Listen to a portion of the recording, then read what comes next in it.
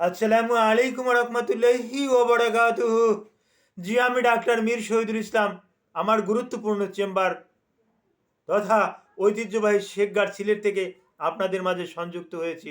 আর এখান থেকে সংযুক্ত হয়ে আমি প্রতিনিয়তই ভিডিও আপলোড করে থাকি, যা সম্পূর্ণরূপে চিকিৎসা বিজ্ঞান সম্মত। এ পর্যন্ত আমি 500-র উপরে ভিডিও আপলোড করেছি বিভিন্ন চ্যানেলে। তো অনেক জ্ঞানী গুণী ব্যক্তি আমার ভিডিও দেখেন, কিন্তু কোনো ভিডিওর উপরে কোনো খারাপ কমেন্ট কিন্তু কেউ করে নাই। কারণ আমি যেগুলো বলি, আমি রেফারেন্স ছাড়া কোনো কথা বলি না। আজও রেফারেন্স ছাড়া কোথাও কোনো কথা বলবো না। আজকে একটা গুরুত্বপূর্ণ বিষয়ের উপরে আলোচনা করব। প্যারাসিটামলের ক্ষতিকর দিক নিয়ে আলোচনা করব। প্যারাসিটামল এমন একটা ওষুধ যেটা দীর্ঘদিন যাবৎ মুড়ির মতন বাংলাদেশে চলে আসছে। আমাদের দেশেও কতগুলো অসাধু ফার্মাসিউটিক্যাল আছে, তারাও কিন্তু এগুলো ডে বাই ডে বিক্রি করে যাচ্ছে।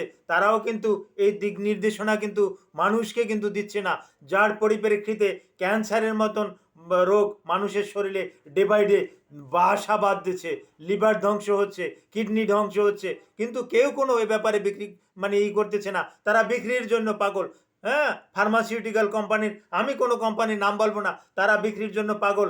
তারা বিভিন্ন কোম্পানি, আগে ছিল প্যারাসিটামল 500 mg, তারপর দেখছি 750 mg, তারপর 625 mg, এখন দেখা গেছে অহরহ পাওয়া যাচ্ছে 1 গ্রাম প্যারাসিটামল। এই 1 গ্রাম প্যারাসিটামল যে কত ক্ষতি আপনার, ডাইরেক্ট একটা লিভারের উপরে ডাইরেক্ট মানে ক্ষতি করা, লিভারের উপরে ডাইরেক্ট একটা ওই নাইফ দিয়ে আঘাত করলে যে পরিমাণে আপনার রেনালের ক্ষতি হবে, কিডনির ক্ষতি হবে। আপনি 1 গ্রামের একটা অ্যাসিটাইল মিনোফেন, হ্যাঁ, অ্যাসিটামিনোফেন অর্থাৎ প্যারাসিটামল যদি আপনি খান, তাহলে তাৎক্ষণিকভাবে আপনি এই রকমের আক্রান্ত হয়ে যাবেন। এখন অনেক রোগীতে আমাকে ফোন করে, স্যার আমার তো পেটে বেদনা, প্রচণ্ড পেটে বেদনা, আমাকে এরকম হাত দিয়েও দেখায়, স্যার এই জায়গাতে প্রচণ্ড ব্যথা, হ্যাঁ এই জায়গাতে থাকে, এই জায়গাতে থাকে, এটা আমার ডান পাশ, এই জায়গাতে আছে আমার গুরুত্বপূর্ণ অর্গান, এই জায়গাতে আছে আমার হেপাটিক হেপাটো, এই জায়গাতে আছে আমার লিভার, এই জায়গাতে আছে আমার যকৃৎ। তো এই যকৃৎটাকে একদম নষ্ট করে দেয় প্যারাসিটামল। এটা আমার কথা না, আমি এখন আপনাদেরকে কিছু রেফারেন্স দেখাবো। রেফারেন্সগুলো লক্ষ্য করুন। রেফারেন্সগুলো আমি আপনাদেরকে দেখাচ্ছি, এই লক্ষ্য করুন। এই এখানে লেখা আছে, ইজ ইজ প্যারাসিটামল সেফ। আপনি দেখুন, আমি লেখাটা দেখাচ্ছি, ইজ প্যারাসিটামল সেফ। প্যারাসিটামল কি আপনার আমার জন্য নিরাপদ? এখানে কিন্তু নট অফ ইন্টারগেশন আছে। এই নট অফ ইন্টারগেশনে আপনাকেই প্রশ্ন করছে, আপনি ডক্টর, আপনাকে কি কিছু প্রশ্ন করছে, ইজ প্যারাসিটামল সেফ? আমি বলবো it is not safe always. সর্বক্ষেত্রে এটা কিন্তু ঠিক না। এটা ছাড়াও এর বিকল্প অনেক ট্রিটমেন্ট আছে, এটা দিয়ে কিন্তু রোগীকে কিন্তু ভালো করা কিন্তু সম্ভব। হ্যাঁ, আর এটার আরও কতগুলো ক্ষতিকর দিক আছে। হ্যাঁ, এই আপনারা দেখুন, এই আমি এই দেখাচ্ছি। হ্যাঁ, হ্যাঁ, এই দেখাচ্ছি। হ্যাঁ, FDA FDA warning on paracetamol use. আপনি দেখেন, এই লেখা আছে এফডিএ। আমি আপনাকে আবার দেখাচ্ছি, এই FDA FDA warning paracetamol use. FDA কিন্তু United Food and Drug Administration, তারা কিন্তু ওয়ার্নিং দিয়ে দিচ্ছে অলরেডি আগেই। সেখানে কিন্তু আর এই প্যারাসিটামল চলছে না, অনেক জায়গাতে চলছে না।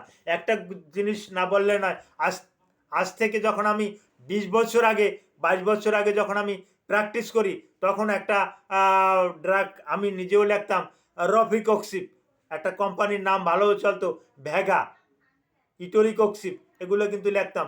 এই ভ্যাগাটা, হ্যাঁ নামটাই বললাম ভ্যাগা, স্কোয়ার কোম্পানির। হ্যাঁ, এটা 12.5, ভালোই একটা রেসপন্স ছিল। তারপর 12.5 এখান থেকে বাড়িয়ে হলো 25। একটা সময় দেখা গেছে এটা 50 mg পাওয়া যায় রফিকক্সিপ হিসাবে, কিন্তু এটা মানুষের শরীরে ডাইরেক্ট ক্যান্সার করে, যার পরিপ্রেক্ষিতে এটা ব্যান্ড। কিন্তু পশ্চিমা বিশ্ব আমাদেরকে দিয়ে ট্রায়াল করে, আর আমরা কিন্তু এই ট্রায়ালের ভুক্তভোগী। আমরা যখন ক্যান্সারে মারা যাই, পশ্চিমাদের কিছু যায় আসে না, কিন্তু তারা কিন্তু আসল জিনিসটা কিন্তু আমাদেরকে গিনিপিগ ভাবে, আমাদেরকে ওই র্যাট ভাবে, আমাদেরকে কিন্তু ক্যাট ভাবে, আমাদেরকে কিন্তু ওই রাবিশ ভাবে, খরগোশ ভাবে, আমাদেরকে কিন্তু ওই মাংকি ভাবে, এটা ভাববে কিন্তু আমাদের উপরে ট্রায়াল দিচ্ছে, আমাদের উপরে ট্রায়াল দিয়ে এই প্যারাসিটামলের উপরে ট্রায়াল দিয়ে এখন কিন্তু ইনজেক্টেবল আকারেও 1 গ্রাম বিভিন্ন কোম্পানির কিন্তু পাওয়া যায়, এগুলো দিয়ে আমাদের কিন্তু ক্ষতি সাধন করছে। এই ক্ষতিটা কিন্তু আর পুষে নেওয়ার জন্য নয়। আপনার আমার শরীরে কিন্তু সৃষ্টিকর্তা ওই 12 লক্ষ ন্যাপ্রন কিন্তু একবারই দিয়ে দিচ্ছে একটা কিডনিতে। এই ন্যাপ্রনগুলো যদি নষ্ট হয়ে যায় পুনরায় কিন্তু আর রিজেনারেট করে না। পরে আপনি ওই ইউরোলজিস্টের কাছে গেলেন, নেপ্রোলজিস্টদের কাছে গেলেন, তখন বলবে ছড়ি, হ্যাঁ, তখন তার সুবিধা হবে, তখন সে ওই আপনাকে দিয়ে কিছু চিকিৎসাও করবে, কিছু টাকা পয়সা হাতিয়েও নেবে। এই সুযোগটা কিন্তু করে দিচ্ছে, হ্যাঁ। কিন্তু আপনি কিন্তু স্বইচ্ছায় ওই ওটিসি ড্রাগ, প্যারাসিটামল, এগুলো কিন্তু নিয়ে খাবেন না। আমি প্যারাসিটামলের আরও কিছু আমি নিউজ আমি দেখাচ্ছি, হ্যাঁ। এই দেখেন, এই ডেভিডসন 21, এই লেখাটা ভালো করে দেখেন। এই আমি উল্টো বিলে ধরা তো, আপনি পরবর্তীতে ভিডিওটা যখন চলবে তখন তখন দেখবেন এই লেখা আছে ডেভিডসন 21 এডিশন। আপনিও নিজে ডেভিডসনের 20 এডিশন আপনি সার্চ দেন, আপনি পেয়ে যাবেন। আমি আবার জুম করে ভালো করে দেখাচ্ছি। ডেভিডসন 21 এডিশন, এই এডিশনটা আপনি দেখবেন। এই এডিশনটা দেখলে আপনি বিস্তারিত জানতে পারবেন। আমি ডকুমেন্ট ছাড়া কোনো কথা বলতেছি না। এবং এর পার্শ্ববর্তী ক্রিয়াটা আপনাদেরকে দেখাচ্ছি। এই দেখেন,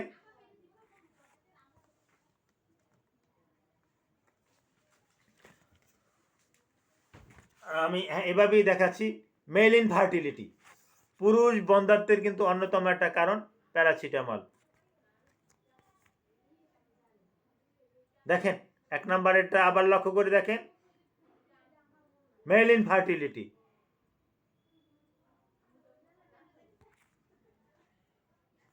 তারপর 2 নম্বরে দেখেন, আপনারা দেখতে পারবেন, এই যে আমি হাত দিয়ে ধরছি, পুয়ার সিমেন্ট কোয়ালিটি,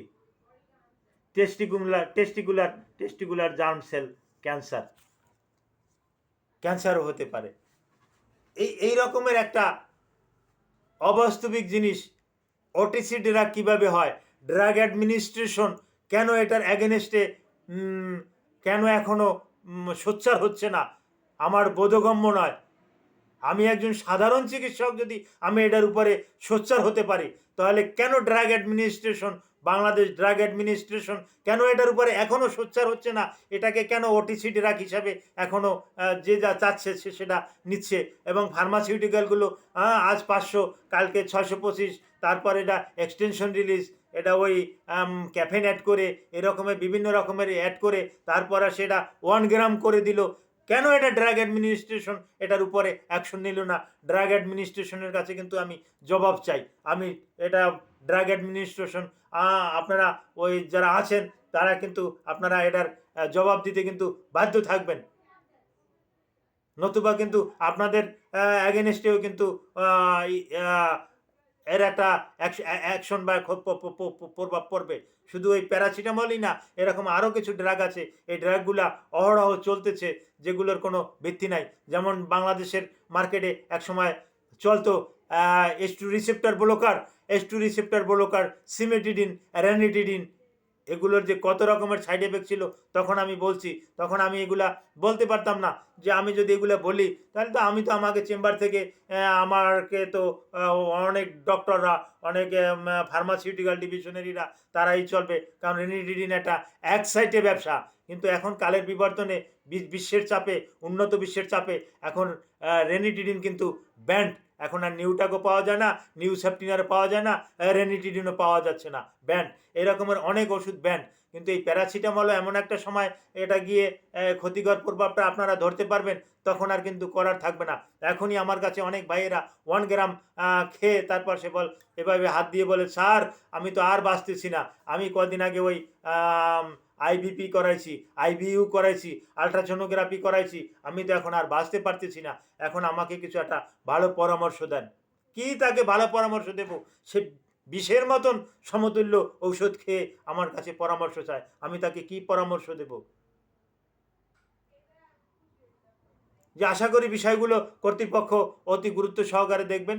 আমি ডক্টর মীর শহীদুল ইসলাম আপনাদের থেকে বিদায় নিলাম। আল্লাহ সুবহানাহু ওয়া তাআলা আপনাদেরকে ভালো রাখুক। আসসালামু আলাইকুম ওয়া রাহমাতুল্লাহি ওয়া বারাকাতুহু।